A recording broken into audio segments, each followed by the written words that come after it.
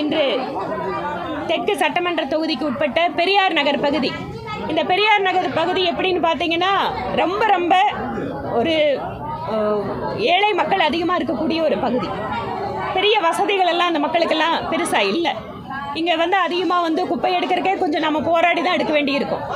அந்த மாதிரி இருக்கக்கூடிய இந்த பகுதியில் இன்று வாட்டர் ஏடிஎம் ஒரு இயந்திரத்தை நிறுவி 1000 குடும்பங்களுக்கு தினமும் சுத்தமாக 20 லிட்டர் ஆரோ தண்ணீரை இலவசமாக கொடுக்கின்ற திட்டத்தை துவங்கி வைத்திருக்கிறோம்.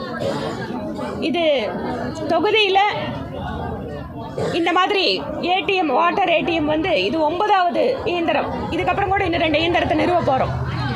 ஸோ இதன் வாயிலாக கிட்டத்தட்ட இந்த தொகுதிக்குள்ளாக மட்டும் நாங்கள் இப்போது வரை நிறுவி இருக்கக்கூடிய இந்த வாட்டர் ஏடிஎம் வாயிலாக 10,000 குடும்பங்கள் பயன்பெற்று கொண்டிருக்கிறார்கள்.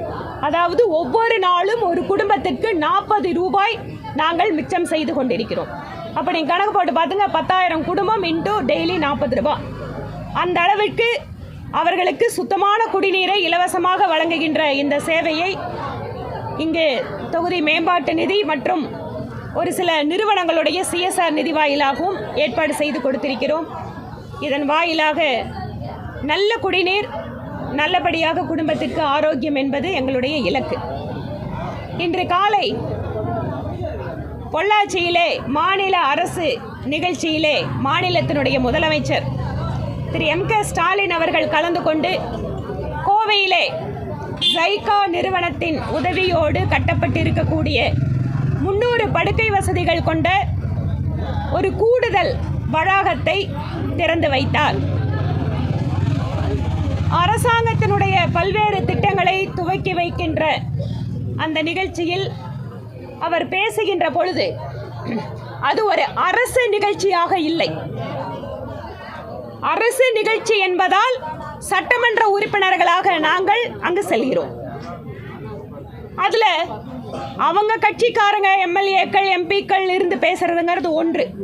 ஆனால் ஒரு அரசாங்க நிகழ்ச்சிக்கு மரியாதை கொடுத்து அது பொதுமக்களோட நிகழ்ச்சி அப்படின்னு நாங்கள் எல்லாரும் போகும்போது அவர் அரசு மேடையை ஒரு அரசியல் மேடையாக மாற்றி இன்று முதலமைச்சருடைய பேச்சு அநாகரிகமாக மாற்றி இருக்கிறார். ஒரு அரசாங்கத்தினுடைய விழா அது. அரசாங்கத்தின் விழாவில் மாண்புமிகு பாரத பிரதமரை பற்றி குறை கூறியது, பாரதிய ஜனதா கட்சியை பற்றி கூறியது, இவை எல்லாமே அரசியல் நாகரிகத்திற்கு அப்பாற்பட்டதாக நாங்கள் பார்க்கிறோம். அவர் அதற்கு முன்பாக பேசுகின்ற பொழுது தமிழகத்திற்கு மத்திய மோடி அரசு என்ன செய்தது என்று கேட்டிருக்கிறார். பிரதமர் மோடி அவர்கள் அரசு நிகழ்ச்சிகளில் ஆயிரக்கணக்கான கோடி ரூபாய்களுக்கான அரசு நிகழ்ச்சிகளை துவக்கி வைக்கின்ற பொழுது பக்கத்திலேயே உட்கார்ந்து கேட்கிறாரே, அவருக்கு தெரியலையா தமிழ்நாட்டுக்கு என்ன பண்ணாரு மோடின்னு? ரொம்ப நாள் இருந்தா கூட பரவாயில்லைங்க. 2021க்கு பின்பாக இந்த மாநில அரசு வந்ததற்கு பின்பாக எத்தனை முறை பிரதமர் மோடி அரசு நிகழ்ச்சிக்காக வந்திருக்கிறார்? எத்தனை ஆயிரம் கோடி ரூபாய்களை தமிழகத்திற்காக கொடுத்திருக்கிறார்? உங்களுடைய காதுகளை வசதிகளாக நீங்கள் அதை அப்படியே மூடி வைத்து விட்டீர்களா? இன்னொன்று, இன்று துவக்கப்பட்டதாக அல்லது நாங்கள் இந்த கோவை மாவட்டத்திற்கு கொடுப்பதாக சொல்லக்கூடிய முக்கியமான விஷயங்கள், அவனாசி ரோடு மேம்பாலம் யார் ஆட்சியில் யார் கட்டியது?